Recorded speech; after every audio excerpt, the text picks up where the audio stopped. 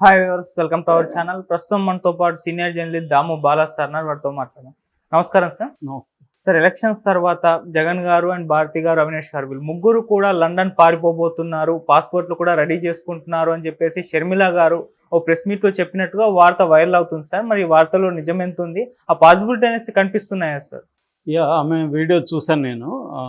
ఆ వీడియోలో ఏముందంటే ముందుగా భారతిరెడ్డి మీద విమర్శలు ఉన్నాయి. ఎందుకంటే భారతిరెడ్డి ఒక ఇంటర్వ్యూలో ఏం చెప్పిందంటే, ఇక్కడ కడపలో వైసీపీ మాత్రమే సింగిల్ ప్లేయర్గా ఉంటుంది, ఇంకే పార్టీలు కూడా ఇక్కడ ఉండవు అనేది ఆమె చెప్పింది.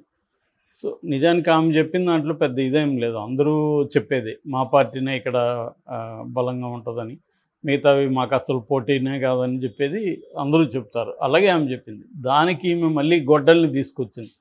మీరు గొడ్డలు తీసుకొని మీ ప్రత్యర్థులందరినీ నరికేసి మీరు సింగిల్గా ఉండండి అని మళ్ళీ గొడ్డలు తీసుకొచ్చింది. మేబీ నాకు తెలిసి ఆమె దగ్గర గొడ్డలు తప్ప వేరే ఆయుధం ఉన్నట్టు కనబడలేదు షర్మిల దగ్గర. సో మళ్ళీ గొడ్డలు ఉపయోగించింది. ఒక పక్క అక్కడ కడప జిల్లా కోర్టు దీని మీద మాట్లాడొద్దని చెప్పింది, ఇట్లా హైకోర్టు కూడా ఎలక్షన్ కమిషన్కి ఆదేశం ఇచ్చింది. ఇంకొక పక్క ఆమె మీద కేసు కూడా నమోదైంది, ఈమె కోర్టును ధిక్కరించిందని. అయినా కూడా ఆమె పట్టించుకోలేదు.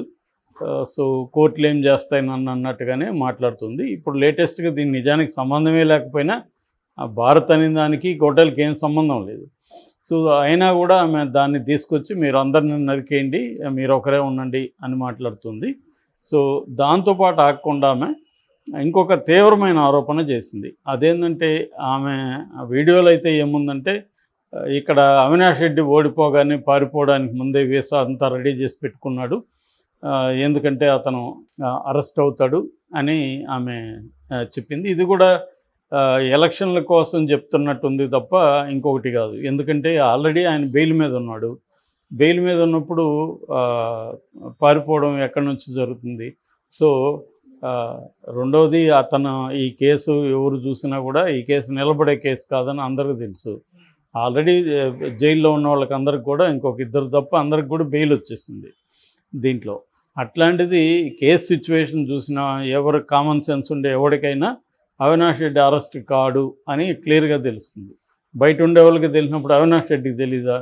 సో దాన్ని పట్టుకొని ఆమె ఇతను వెళ్ళిపోతాడని ఒక ప్రచారంలోకి దిగింది. దీనికి మసాలా వేశారు తెలుగుదేశం వాళ్ళు. వేసి అసలు జగనే పారిపోతున్నాడు, ఎందుకంటే జగన్ ఓడిపోతున్నాడు, లండన్కి పారిపోతున్నాడు. ఎట్లా సాధ్యం అది? జగన్ లాంటి వాడు ఎందుకు పారిపోతాడు? ఆల్రెడీ అతను జైలు ఏం కొత్త కాదు, ఆల్రెడీ 16 నెలలు జైల్లో ఉండి వచ్చాడు. ఇప్పుడు అతనికి ఇటు రాజ్యసభలో 11 మంది మెంబర్లు ఉన్నారు, కనీసం వరస్ట్ అంటే ఒక 10 మంది ఎంపీలు గెలిపించుకోగలడు అతను ఒకవేళ ఓడిపోయినా కూడా. ఇక్కడ కూడా ఒక 40-50 మంది అయితే అసెంబ్లీలో ఉంటారు. ఎప్పుడైనా ఒక ఆ స్థాయి రాజకీయ నాయకులు పారిపోయే ప్రసక్తి ఉండదు. కాకపోతే ఏంటంటే ఎన్నికలు అయినాక ఇప్పుడు మే 13 అయిపోతుంది, జూన్ 4 వరకు టైం ఉంది. సో ఈ టైంలో అతను లండన్ వెళ్ళే అవకాశాలు ఉన్నాయని చెప్తున్నారు. ఎందుకంటే వాళ్ళ పిల్లలు అక్కడ ఉన్నారు. సో విజయమ్మ కూడా అక్కడికి వచ్చే అవకాశం ఉంది. సో లండన్ కావచ్చు, అమెరికా కావచ్చు, వాళ్ళు వెళ్ళే అవకాశం ఉంది.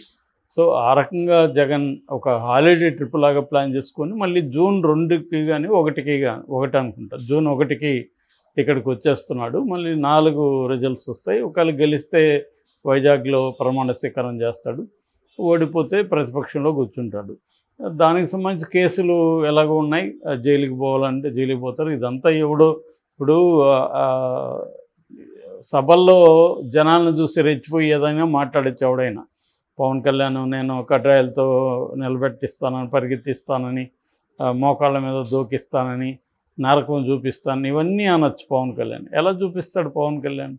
ఏదేమైనా పోలీసులు అరెస్ట్ చేసినా కోర్టులు ఉంటాయి, కోర్టుల ద్వారానే జరగాలి. సో వ్యవస్థలన్నింటినీ మేనేజ్ చేసుకొని చేయాలి. అదంత ఈజీ వ్యవహారం కాదు. రెండోది, మోడీ ఇప్పటి వరకు జగన్ మీద సీరియస్గా ఎక్కడ మాట్లాడలేదు. వైఎస్ఆర్ ప్రభుత్వం అంటున్నాడు తప్ప జగన్ని వ్యక్తిగతంగా మోడీ టార్గెట్ చేసి ఏం మాట్లాడలేదు. సో ఒక రకంగా మోడీ జాగ్రత్తగా ఉన్నాడని చెప్పొచ్చు. అంటే రేపు జగన్కి ఎక్కువ వస్తే జగన్ కూడా నన్ను సపోర్ట్ చేస్తాడు అన్న కాన్ఫిడెన్స్ మోడీకి ఉంది. ఎందుకంటే జగన్ ఇండియా కూటమి వైపు వెళ్ళే ప్రసక్తి లేదు, కాంగ్రెస్కి వెళ్ళడు. చంద్రబాబు అన్న మారుతాడేమో చెప్పలేము. ఎందుకంటే లాస్ట్ టైము 2019లో చంద్రబాబు వెళ్ళాడుగా కాంగ్రెస్ వైపు. అలాగా చంద్రబాబును వెళ్తాడేమో కానీ జగన్ అటు వెళ్ళే ప్రసక్తి లేదు కాబట్టి జగన్ రేపొద్దున చంద్రబాబు బదులు జగన్ వచ్చాడు అనుకో, ఇక్కడ జగన్ తనకి సెంట్రల్లో సపోర్ట్ కావాల్సి వస్తే బయట నుంచి చేస్తాడు. ఈ ఎన్డీఏలో కూటమే ఉండాలి, ఎన్డీఏలోనే చేరాల్సిన అవసరం లేదుగా, రేపు చేరడానికి కూడా ఏం లేదు కదా. ఆ మధ్య ఇంటర్వ్యూలో కూడా ఒక హింట్ ఇచ్చాడు జగన్, రేపొద్దున మా స్టేట్కి ఎవరు మేలు చేస్తే వాళ్ళని మేము సపోర్ట్ చేస్తామని. అలాగే ఏదో ప్యాకేజో బుందేల్ఖండ్ లాంటి ఒక ప్యాకేజ్ ఇస్తాము అని ఆంధ్రప్రదేశ్కి వాళ్ళు ప్రకటించవచ్చు. వాళ్ళు అలా ప్రకటించారు కాబట్టి నేను ఎన్డీఏలో చేరుతున్నాను జగన్ చెప్పచ్చు. అలాగే రాజకీయాల్లో ఏమన్నా పాసిబుల్ ఉంది. అందుకని మోడీ ఇప్పటివరకు జరిగిన 3 సభలు, చిలకలూరుపేట కావచ్చు, అనకాపల్లి కావచ్చు, రాజమండ్రి, మూడిట్లో కూడా ఎక్కడ జగన్ని మేజర్గా టార్గెట్ చేసి చేయలేదు. అట్లాగే చంద్రబాబుని ముఖ్యమంత్రిని చేయండి అని తెలుగుదేశం, జనసేన, బీజేపీ కూటమిని గెలిపించానని కూడా ఆయన మాట్లాడలేదు. ఓన్లీ ఎన్డీఏని గెలిపించానని మాత్రం మాట్లాడినాడు. సో చాలా ఆచితూచి మోడీ మాట్లాడుతున్నాడు. కాబట్టి ఈ కాంటెక్స్ట్లో అతనికి ఏదో పారిపోవాల్సిన అవసరం ఏ రకంగానూ లేదు. ఇక్కడ ఆస్తులు ఉన్నాయి, ఇక్కడ వ్యవహారాలు ఉన్నాయి, ఇక్కడ రాజకీయం ఉంది. దీన్ని వదిలి పారిపోయి అక్కడ బతకలేడు. ఒకవేళ అట్లా పారిపోయినా కూడా తీసుకురావడం అనేది జరగచ్చు. అట్లాంటివి ఇచ్చేస్తారని నేను అనుకోవట్లేదు. సో ఇప్పుడు పట్టాలరావు లాంటి వాళ్ళు కూడా వాళ్ళకి పట్టాలరావుకి ముందే తెలుసు నన్ను చనిపోతాను ఆయన, తనకు కూడా ఇదే చెప్పారు, మీరు వేరే దేశానికి పారిపోండి అని చెప్పారు. వేరే దేశంలో పారిపోయినా వేరే దేశంలో చంపరని గ్యారంటీ ఏమి లేదు. రెండోది, నేను ఇక్కడ నా మీద డిపెండ్ అయిన వాళ్ళు అనేక మంది ఉన్నారు, వీళ్ళందరినీ నేను గాలికి వదిలేసి పారిపోయి నేను ప్రశాంతంగా బతకలేను, ఒక గిల్ట్తో బతకాలి, అటువంటి లైఫ్ నాకు వద్దు అని ఆయన అంతకుముందు TV9కి ఇచ్చిన సుదీర్ఘమైన ఇంటర్వ్యూలో కూడా చెప్పారు. అలాగే చాలామందికి అవకాశం ఉన్నా పారిపోయే పరిస్థితి ఉండదు. ఎందుకంటే వాళ్ళు ఇక్కడ ప్రజల్లో కావచ్చు, ఇక్కడ దీంట్లో ఇరుక్కుపోయి ఉంటారు. సో అలాంటి జగన్ కూడా అంతే. జగన్ని ఏమో ఆల్రెడీ ఏంటంటే ఇవన్నీ అజంప్షన్స్. రెండోది ఏంటంటే ఇదంతా మైండ్ గేమ్. జగన్ ఓడిపోతున్నాడు కాబట్టి పారిపోతున్నాడు అన్న ఒక నెరేటివ్ని తీసుకురావడం.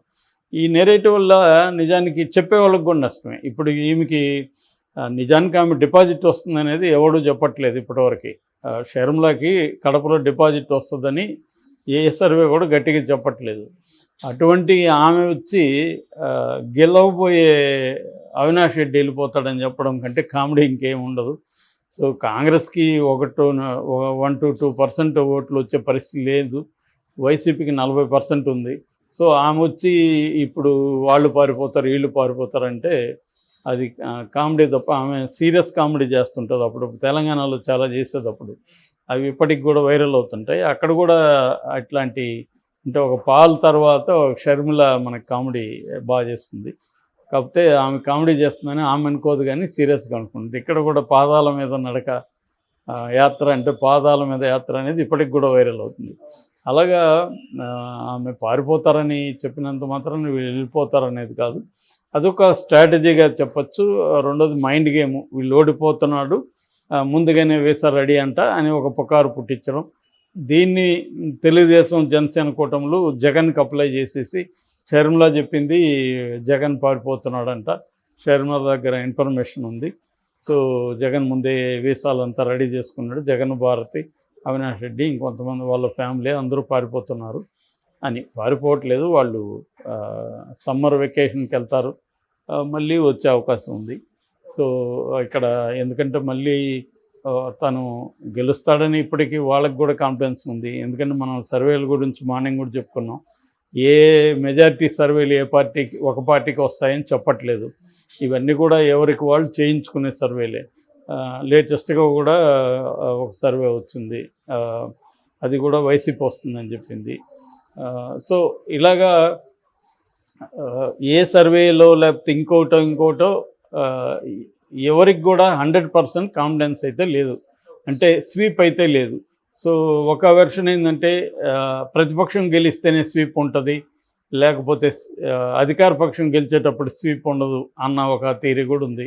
ఏదేమైనా ఎవరు ఏ స్థాయి రాజకీయ నాయకుడు కూడా విదేశాలకు పారిపోయే పరిస్థితి అయితే మనకి ఆంధ్రప్రదేశ్లో అయితే మాత్రం కనిపించట్లేదు.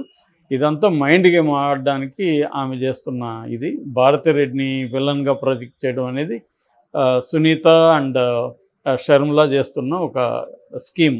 Okay. సో అంతకంటే ఏం లేదు. Okay sir, thank you so much sir.